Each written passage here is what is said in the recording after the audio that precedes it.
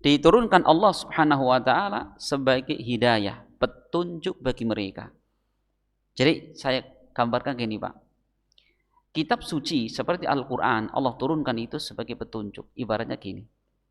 Kita mau melakukan suatu perjalanan. Ya, kalau di jalan kan banyak ya rambu-rambu jalan ya. Ini kalau ke kanan ke kota ini, lurus ke ini, kiri ke ini kan gitu, Pak.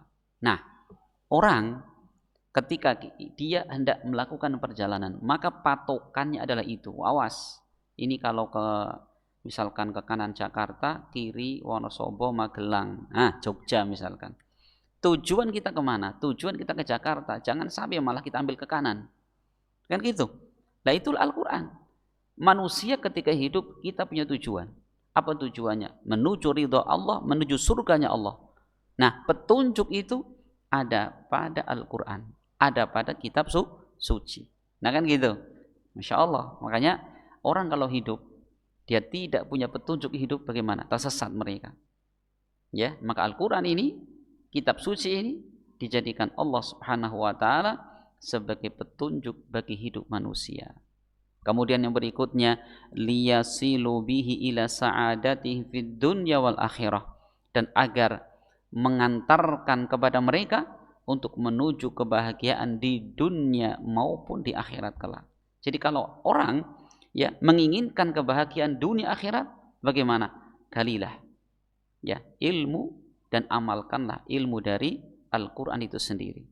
Nah, ini yang diinginkan dengan kita beriman terhadap kitab. Kemudian kata Syekh di sini beliau mengatakan bahwa iman kepada kitab yatadhammanu arba'ata umur, terkandung padanya 4 hal. Di situ kalau di buku panduan ada di halaman 199. Ya, paling atas. Iman kepada kitab Allah meliputi 4 hal. Artinya seorang dikatakan benar keimanannya kepada kitab jika ia beriman terhadap 4 hal ini. Apa yang pertama? Saya mengatakan al-awwal, yang pertama al-imanu bi anna nuzulaha min indillahi haqqan. Yaitu beriman bahwa kitab suci ini turunnya betul-betul dari Allah. Diyakini betul. Ya. Dan itulah orang beriman. Dia sangat yakin bahwa Al-Qur'an ini diturunkan dari Allah Subhanahu wa taala. Ya, sebagaimana Allah menerangkan di antaranya di dalam surat Al-Hijr ayat ke-9. Allah berfirman, "Inna nahnu nazzalna dzikra wa inna lahu lahafidun." Sesungguhnya kami, kata Allah, yang nazzalna dzikra, yang telah menurunkan Al-Qur'an. Al-dzikr Al-Qur'an. Wa inna lahu lahafidun, dan kami, kata Allah, yang akan menjaga Al-Qur'an itu. Insyaallah. Dalam ayat ini ada setidaknya 2 faedah. Faedah yang pertama yaitu penjelasan bahwa Al-Qur'an ini betul-betul turunnya dari Allah dan Allah yang menurunkan. Ya, tidak seperti yang dituduhkan orang-orang musyrik. Mereka menuduh, mereka mengatakan Al-Quran bikinan Muhammad. Mustahil, Pak. Nah, maka disitulah hikmah kenapa Nabi Muhammad SAW ditakdirkan Allah, dilahirkan sampai dewasa dalam keadaan ummi. Apa ummi? Ummi itu tidak bisa baca, tidak bisa tulis, Pak. Rasulullah ya, sampai wafatnya beliau tidak bisa baca, tidak bisa tulis. Karena ada hikmah. Apa hikmahnya? Ini diantaranya. Hikmahnya yaitu agar jangan sampai manusia menuduh bahwa Al-Quran ini adalah bikinan Nabi Muhammad SAW. Makanya ketika dulu pertama Al-Quran turun, memang itu bahasa yang paling tinggi. Di dalam bahasa Arab, ini bahasa Al-Quran adalah bahasa yang paling tinggi. Ya, bahasa yang paling indahnya. Mereka ketika menuduh, lah ini paling ucapan Muhammad, enggak berani mereka. Kenapa? Lah Muhammad terkenal dari kecil tidak bisa baca, tidak bisa tulis. Masa mau kemudian beliau bikin kata-kata seindah ini? Enggak mungkin. Ya. Nah ini karena memang Al-Qur'an betul-betul turun dari Allah Subhanahu wa taala. Ini yang pertama. Faedah yang kedua, ketika Allah mengatakan dan kamilah yang akan menjaga Al-Quran. Masya Allah. Allah menjamin Al-Quran yang telah diturunkan akan Allah jaga. Coba, sesuatu yang Allah jaga, nggak mungkin akan terjadi kebocoran, ya kan? Makanya Al-Quran dari pertama Allah turunkan sampai nanti Allah tarik kembali ke atas langit sana, tidak pernah ada yang namanya penambahan dan kekurangan. Dan itu hanya terjadi pada Al-Quran. Adapun kitab suci selain Al-Quran, ada Taurat, Zabur, Injil, ini Allah serahkan penjagaannya kepada pemeluknya. Tuh, beda sekali. Makanya apa? Taurat, Zabur, Injil biasa ada penambahan, ada pengurangan, ada revisi, ya kan gitu. Makanya ada Injil ini perjanjian baru, perjanjian lama, revisi, gitu Pak. Tapi Al-Quran dari dulu pertama turun nggak pernah adanya namanya apa? Al-Quran versi terbaru, nggak ada. Dari dulu tidak, satu huruf pun tidak ada. Nah, itu Al-Quran. Makanya Masya Allah. Nah, kita harus berdoa kepada Allah Ta'ala. Tatkala Allah mentakdirkan kita memeluk Islam dengan memiliki kitab suci yang betul-betul sifat. Makanya Al-Quran, Masya Allah ya, karena datang dari Allah, itu apa? Tidak ada pertentangan. Ya, Allah mengatakan, walau kana min indi ghairillah lawajadu fihi ikhtilafan katsira. Andaikan Al-Quran datang bukan dari Allah, maka kalian akan mendapati banyak pertentangan. Apa Pak? Al-Quran itu semakin dipelajari akan semakin meyakinkan. Al-Quran. Ya, iya kan? Iya. Semakin kita baca, semakin kita pelajari, semakin kita tadabburi, maka Al-Quran semakin meyakinkan. Maka apa? Orang yang semakin belajar akan semakin kuat agama dan imannya. Beda kalau kitab-kitab yang lain. Orang mau belajar kitab Taurat, kitab Injil, ya, mereka baca di ayat ini mengatakan A, di sana B. Di sini membolehkan, di sana melarang, kan gitu. Si kepriwe ini kitab. Dan itu tidak terjadi pada Al-Quran. Ya, Al-Quran satu ayat dengan ayat yang lain saling menguatkan, ya, saling merinci, bukan malah saling bertahan. Masya Allah, gitu ya. Ini diantara mukjizat Al-Quran yang Allah berikan kepada para rasul. Ya, Al-Quran ini termasuk apa? Mukjizat yang paling besarnya. Kita kembali. Jadi kandungan iman kepada kitab yang pertama adalah kitab iman. Bahwa kitab-kitab itu benar-benar turun dari Allah Subhanahu wa Ta'ala, bukan bikinan para nabi itu sendiri, tidak. Ini kandungan yang pertama. Adapun kandungan yang kedua, ya, dari kandungan iman kepada kitab, yaitu al-imanu bima alimna ismahu minha bi ismihi. Kita beriman dengan nama-nama kitab yang kita ketahui namanya. Seperti ada kitab yang namanya Al-Quran diturunkan kepada Nabi Muhammad SAW. Ada kitab Taurat, Al-Quran diturunkan kepada Nabi siapa? Musa. Ada kitab Zabur diturunkan kepada Nabi Dawud, dan kitab Injil diturunkan kepada Nabi Isa alaihi salam. Itu nama-nama kitab yang Allah sebutkan dalam Al-Quran. Ada enggak yang lain? Ada Pak. Yaitu Suhuf Ibrahim dan Musa. Suhufi Ibrahim wa Musa. Suhuf Ibrahim dan Musa. Berapa? Ada 6 ya. Hanya saja kalau suhufnya Musa ini para ulama khilaf. Ada yang mengatakan suhuf Musa yaitu Taurat itu sendiri. Ada yang mengatakan Musa ada 2 kitab. Yang pertama Taurat dan yang kedua adalah kitab suhuf itu sendiri. Ya.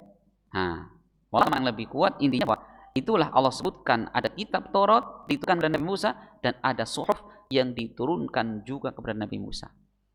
Nah, ada pun nama kitab yang belum kita ketahui. Maka bagaimana? Kita beriman secara mujmal. Apa ada? Ada. Karena gini Pak, setiap Rasul yang Allah utus, pasti mereka membawa kitab. Sedangkan Rasul bukan hanya ini kan? Bukan hanya Nabi Muhammad, bukan hanya Nabi Musa, Isa, dan Nabi Dawud, kan enggak? Ada Nabi Ibrahim, Nabi Nuh, Nabi Sulaiman, dan Nabi-Nabi yang lainnya Rasul. Dan setiap Rasul mereka memiliki kitab. Ya, sebagaimana Allah sebutkan dalam surat Al-Hadid ayat 25, Allah berfirman, walaqad arsalna rusulana bil bayyinati wa anzalna ma'humul kitaba wal mizan. Sungguh kami telah mengutus para rasul bil bayyinat, dengan bukti-bukti, wa anzalna ma'humul alkitab, kan bersama para rasul itu alkitab dan mizan. Berarti Nabi Nuh punya kitab, punya, namanya apa? Wallah, Kenapa Allah tidak menerangkan, Rasul tidak menjelaskan? Nabi, siapa lagi? Nabi Sulaiman. Apakah beliau punya kitab? Punya. Namanya apa? Wallahu a'lam. Kenapa? Allah dan Rasulnya tidak menjelaskan kepada kita. Nah, ini kandungan kedua. Itu kita beriman dengan nama-nama kitab yang kita ketahui.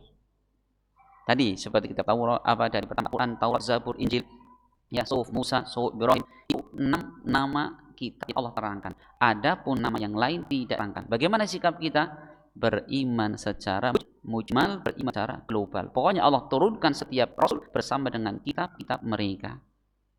Ini kandungan yang ketiga. Kemudian kandungan yang kedua, kandungan yang ketiga, yaitu di situ dikatakan tasdiqu masin akhbarihha ka akhbaril Quran. Yaitu kita beriman dengan apa? Dengan benar semua berita yang ada di dalam kitab itu, seperti kita dalam Al-Quran. Walaupun mungkin berita itu seakan tidak masuk akal. Contoh Pak, ada sebagian umat Islam yang mereka keliru. Contoh yaitu ketika Allah Subhanahu wa taala menjelaskan di dalam surat Al-Fil, ya, yaitu surat yang menjelaskan kejadian ketika ada raja Yaman hendak menghancurkan Ka'bah. Namanya raja siapa? Abraha kan? Coba Allah mengatakan, alam tara kaifa fa'ala rabbuka bi ashabil fil alam naj'al kaidahum fi tadlil wa arsala alaihim tayran ababil. Dan Allah mengirimkan kepada mereka ini tayran ababil, burung ababil. Tarmihim bi hijaratil jil. Burung-burung ini melempari pasukan Abraha dengan apa? Dengan batu sijil, batu dari neraka. Sehingga ketika mereka semua dilempari batu itu, yang terjadi apa? Di akhir ayatnya, ya. Mereka seperti daun yang dimakan, digerogoti oleh ulat-ulat. Nah, ada sebagian orang mereka tidak terima. Mereka mengatakan ini mustahil. Masa burung bisa terbang kemudian bawa batu melempari mereka? Ini maksudnya penyakit. Nah, ini dari mana mereka dapatkan? Itu termasuk berucap atas nama Allah tanpa ilmu. Dan itu na'udzubillah termasuk apa? Mendustakan isi berita dalam Al-Quran. Adapun orang beriman kita terima. Lawang Allah yang menceritakan perkara gaib. Kewajiban kita adalah sami'na wa amanna. Kami mendengar dan kami beriman. Ya kan? Iya. Nih, jadi kita wajib beriman dengan berita-berita semua yang ada di dalam Al-Quran. Nah, sekarang bagaimana dengan berita-berita yang ada pada kitab terdahulu yang bukan dalam Al-Quran? Nah, saya di sini mengatakan wa akhbari ma lam yubaddal wa au yuharraf minal kutubi sabiqah, dan kita wajib beriman ya dengan berita-berita yang ada pada kitab-kitab terdahulu selama syaratnya apa? Syaratnya belum diganti dan belum dirubah. Lah, cuma disitulah sekarang masalah kita. Apa kita ada waktu kemudian menelaah kitab Injil, mana berita-berita yang sudah dibenarkan, mana yang tidak? Enggak tahu kita, ya kan? Nah, makanya di dalam perkara ini, Bapak sekalian, bagaimana sikap kita dengan berita-berita istilah para ulama dengan berita Israiliyat? Itu berita yang ada pada kitab-kitab terdahulu. Setidaknya gini Pak, terbagi menjadi 3. Ya, berkaitan dengan berita yang ada pada kitab-kitab suci terdahulu. Kalau istilah para ulama dengan berita Israiliyat setidaknya ada 3 macam. 1, jika berita itu ya itu sudah dibenarkan di dalam Al-Quran atau di dalam sunnah Nabi, ya, ini berita Israiliyat. Cuman dibenarkan Al-Quran, dikuatkan hadis Nabi, maka apa? Kita wajib beriman.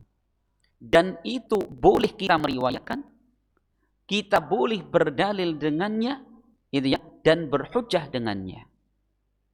Seperti apa berita yang benar? Seperti berita dari kalangan Bani Israel, dari Israiliyat, yang mengatakan bahwa orang yang Nabi Musa datang kepadanya untuk menuntut ilmu, namanya adalah Khidir. Jadi nama Khidir itu nama Israiliyat. Cuma apa? Dibenarkan dalam hadis Nabi. Maka silahkan kita beriman. Silahkan kita menceritakan. Jelas yang pertama. Nah, keadaan yang kedua, yaitu apa? Jika kita tahu berita itu adalah dusta adanya, itu diselisih oleh Al-Quran atau hadis Nabi SAW. Bagaimana sikap kita? Wajib kita menolaknya. Kalau Al-Quran mengatakan ini cerita dusta, ini kisah tidak benar misalkan, Al-Quran atau hadis seperti itu, maka bagaimana? Kita wajib mendustakannya, ya. Seperti kisah yang menjelaskan bahwa dulu putranya Nabi Ibrahim yang disembelih itu adalah Ishak, bukan Ismail gitu. Padahal hadis-hadis Nabi menjelaskan bahwa yang disembelih dari putra Ibrahim siapa? Nabi Ismail. Gitu. Contoh lagi Pak, para ulama mencontohkan. Ada cerita Israiliyat. Ini berkaitan tentang Nabi Daud alaihissalam. Jadi dikisahkan, ingat ya, saya cerita ini cerita batil Pak. Tidak boleh kita yakini. Jadi kisahnya gini. Dulu Nabi Daud alaihissalam, beliau kan ketika mau perang, ya. Nah, beliau ini, mohon maaf, naudzubillah, ini cerita salah ini. Dikisahkan Nabi Daud ini naksir dengan salah satu istri pasukannya, Pak. Jadi tentara Nabi Daud ini punya istri cantik sekali, dan Nabi Daud naksir sama istrinya. Sehingga apa? Ini cerita salah sekali lagi ya. Dikisahkan bahwa Nabi Daud alaihissalam kemudian menjadikan suaminya ini dijadikan pasukan terdepan. Biar apa? Cepat mati, Pak. Suaminya mati, diambil gitu. Na'udzubillah. Kata para ulama seperti Umar bin Abdul Aziz di masa beliau jadi khalifah, beliau mengatakan, demi Allah, siapa yang menceritakan kisah itu tanpa menjelaskan kedustaannya, akan saya cambuk dia 80 kali cambukan. Kita mendengar cerita gitu ya, ada dai kondang cerita gitu. Jadi seakan Nabi Daud itu sangat buruk peranginya gitu. Coba, ini suaminya dijadikan tumbal, biar istrinya diambil. Astagfirullah, itu tidak mungkin ada pada sifat para nabi yang sangat mulia. Tidak mungkin. Nah, kisah seperti itu Bapak sekalian tidak boleh kita yakini. Kita menjelaskan kisah itu dalam rangka mengatakan batilnya kisah itu. Gitu ya. Nah, ini jadi kalau kisah yang jelas-jelas hadis Nabi mendustakannya, maka kita wajib menolak berita itu. Gitu. Adapun yang ketiga, jika berita dari kalangan Bani Israel dari kitab terdahulu, itu maskut. Maskut itu didiamkan. Al-Quran, hadis Nabi tidak membenarkan, dan Al-Quran, hadis Nabi tidak mendustakan. Bagaimana kalau seperti itu? Nah, kalau seperti itu kita tidak boleh langsung percaya dan kita tidak boleh mendustakan. Kenapa, Pak? Kalau kita percaya secara langsung, takutnya itu termasuk yang mereka tambah dan mereka rubah. Tapi kalau kita tolak sama sekali, takutnya itu termasuk yang benar dari Allah gitu. Karena memang kitab mereka itu sudah banyak sekali apa? Sisipan dan tambahan. Kan gitu ya? Sepakat kan? Sepakat kan? Gitu. Makanya itu sifat pertengahan seorang muslim. Kalau sifat apa? Cerita, kisah yang belum dibenarkan dalam Al-Quran ataupun hadis, sikap kita adalah diam. Ya, tidak boleh langsung menolaknya dan tidak boleh langsung membenarkannya. Sekarang pertanyaannya, Ustadz, boleh enggak kita sebagai seorang muslim kita membaca dari kitab terdahulu, kitab Taurat, Zabur, Injil? Apa tujuannya, Mas? Ya pengen ngerti saja gitu. Pengen ngerti kayak apa sih isinya, Masya Allah. Dulu di zaman Nabi pernah kejadian. Sebagaimana dalam hadis diriwayatkan Imam Nasai. Umar bin Khattab, beliau pernah suatu ketika sedang megang lembaran dari kitab Taurat. Umar bawa seperti ini, Pak. Rasul melihat. Apa reaksi Rasul? Rasul mengatakan dengan nada tinggi kepada Umar, ya Umar, kamu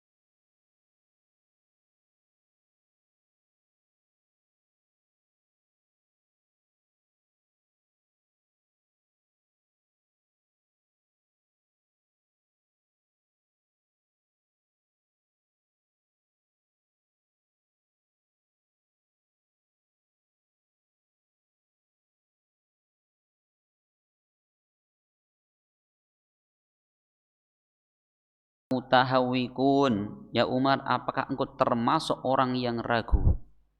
Laqad ji'tukum biha bayda'a naqiyah. Sungguh aku datang kepada kalian dalam keadaan yang jelas dan terang benderang. Lau kana Musa hayyan wattaba'tumuh wa taraktumuni dhalaltum. Sungguh andai nabiku. Tuh, itu Umar. Intinya apa? Tidak boleh. Kecuali kata para ulama, kalau ada seorang muslim yang dia sudah mengumpuli keilmuannya, dia membaca kitab-kitab mereka dalam rangka membantah, dalam rangka meluruskan kesalahan mereka, silahkan. Makanya kalau kita melihat para ulama, Syekhul Islam Ibnu Taimiyah, Ibnu Qayyim Al-Jauziyah, mereka punya kitab untuk apa? Membantah tentang kitab-kitab mereka, kitab yang sudah ditambah itu. Tapi kalau model kayak kita, bagaimana Bapak sekalian? Sudah, kita mencukupkan dengan Al-Quran.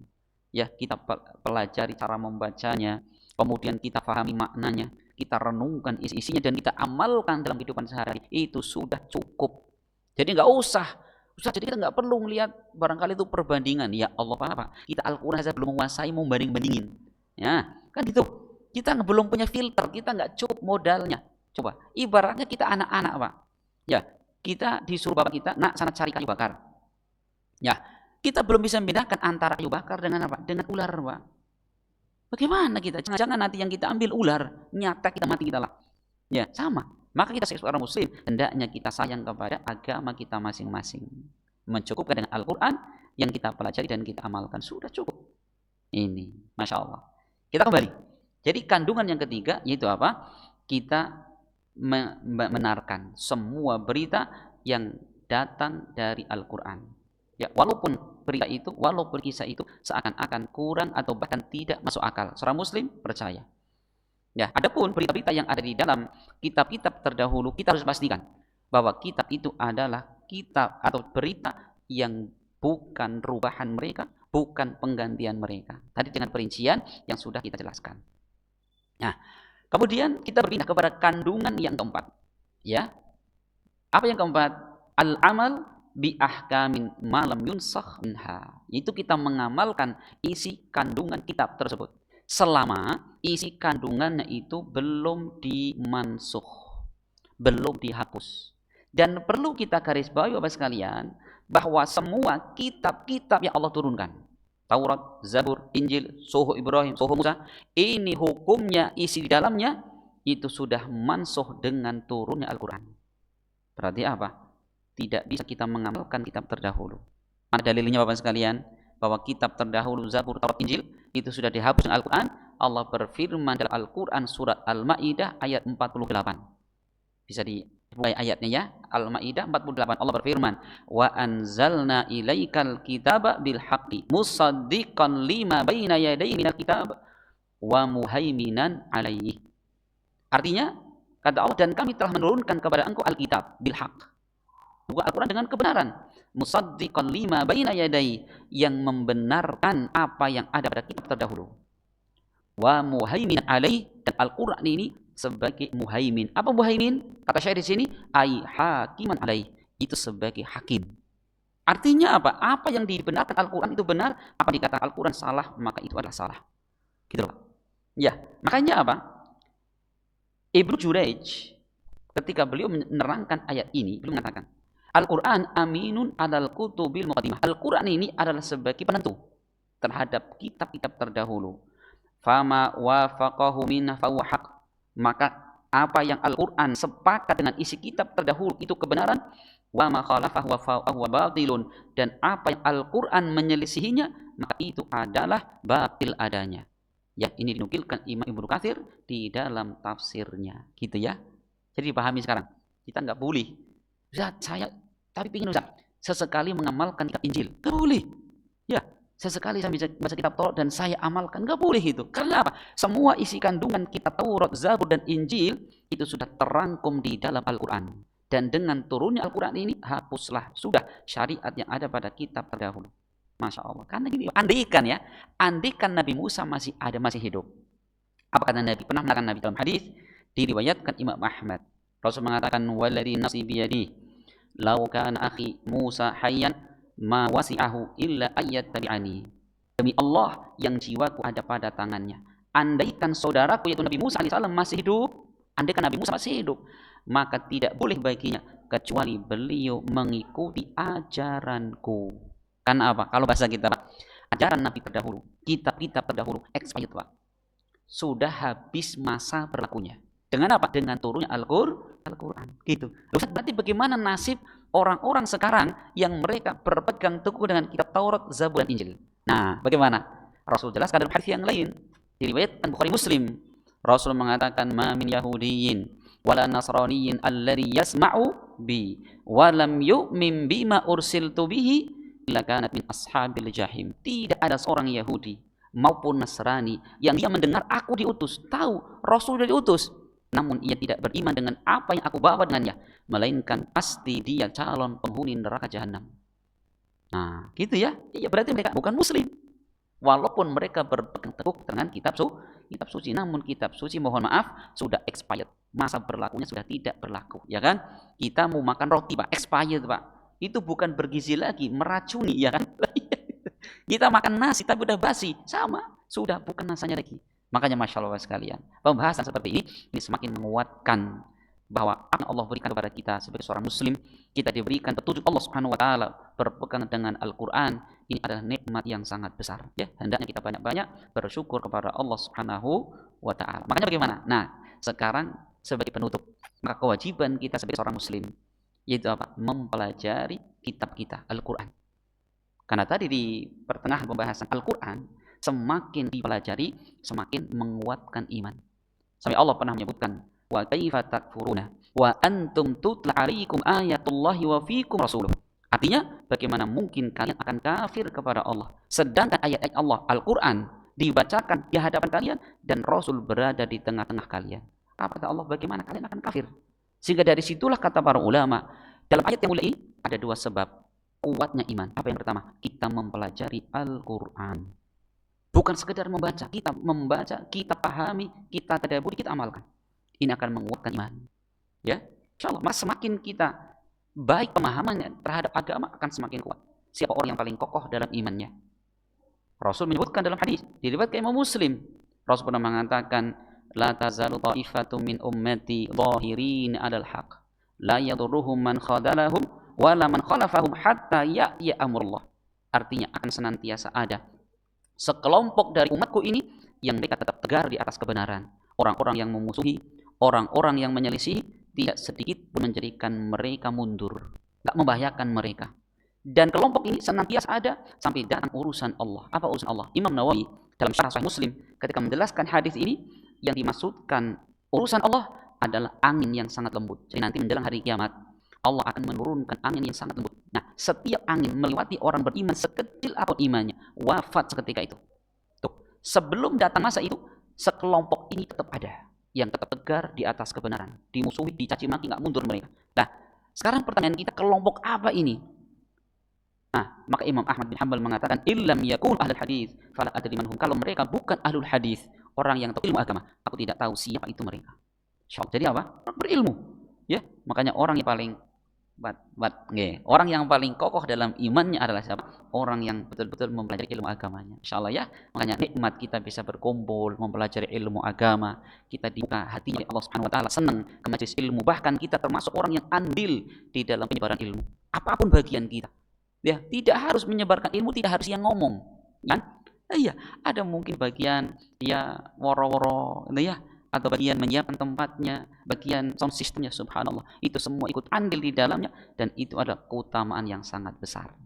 Ini, jadi Masya Allah, nasihat saya yang terakhir adalah apa? Ayo, dengan kita meyakini adanya kitab seperti ini, maka semangatlah kita di dalam menuntut ilmu agama. Semoga bermanfaat dan semoga Allah Subhanahu wa taala memberikan kepada kita ilmu yang semakin menguatkan iman dan takwa kita kepada Allah Subhanahu wa taala, dan semoga Allah Subhanahu wa taala senantiasa menjaga kesemangatan kita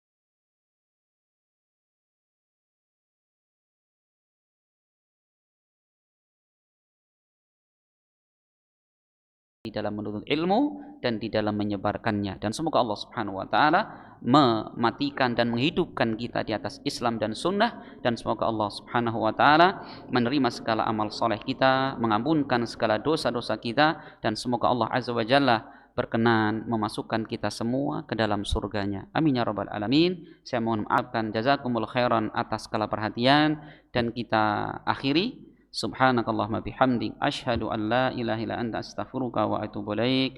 Assalamualaikum warahmatullahi wabarakatuh.